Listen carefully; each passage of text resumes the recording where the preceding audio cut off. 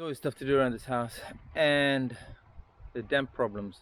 You can imagine there's nothing in the way of waterproofing, there's no damp proof membrane. The whole building just sits on a bed of sand. Anyway, we've got damp problems in lots of places, but here's one of them. And in order to deal with it, we're trying to take earth away from a wall. So there you can see the earth we've been digging. You can see the window height all the way along, and this earth is just built up over time. So here's the front of that entrance, and you know, there's no earth around there, but it's built up, you reckon, to 1.5 meters deep around the back of this house, this part. This is the bit where we redid the roof when we first moved in.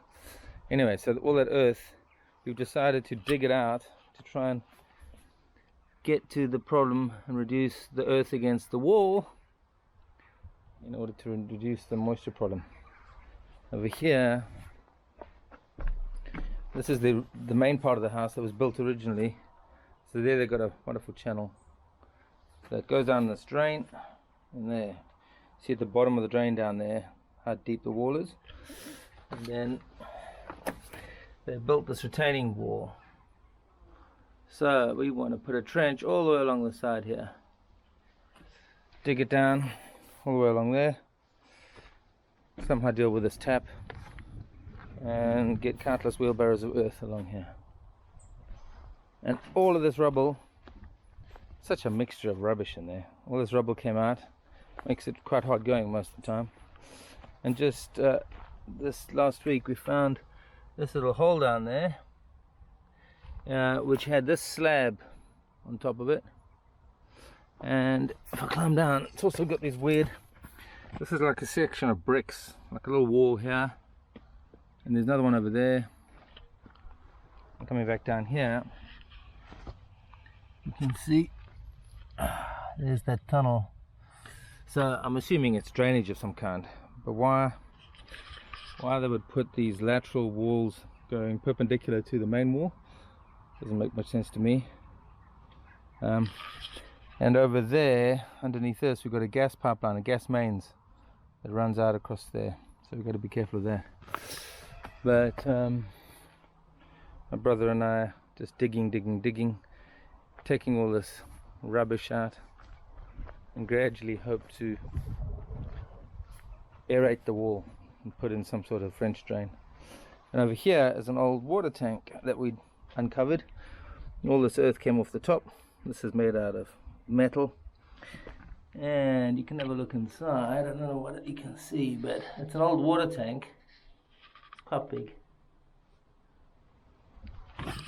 and that was used to supply water to the main house. So water was stored in this tank. We're next door through the wall into this place where there was a boiler, and that boiler pumped hot water around the house many moons ago. Now we don't have central heating, so because this doesn't work anymore, you know, there's no boiler anymore. But it's going to be a problem trying to get this tank out, but it needs to come out, and hopefully we can work out how deep we need to go to reduce the moisture, because while there's moisture in the building, it's a real problem. Yes. Oh, and today's fashion tip: you've got to wear sandals with socks. It's just actually the done thing, apparently. There we go. And you can see this wall needs a ton of work as well. Just while we're here, they've used cement in places like this to patch the plaster that's fallen off over the years. So this original plaster, this whole wall was done in lime mortar, which is what it should be done in, and then they've done these big sections with cement. This looks like lime mortar color wise, but it feels like cement. Oh, a spoon, you know, born with a silver spoon in your mouth. Ha ha ha. So this is how friable this lime mortar is.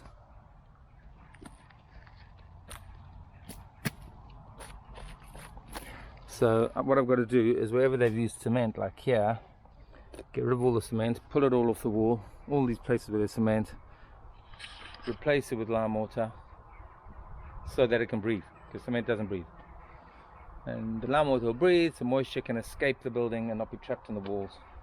But this stuff is really, I mean, I go here, it'll all just peel off if I put my hand, pull. So that's another bit of work. And all the window frames need to be replaced. Yeah. Fun and games, fun and games. But I'm wearing socks with sandals, so I am prepared.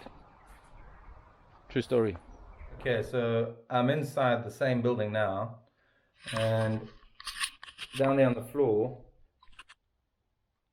you can see the damp.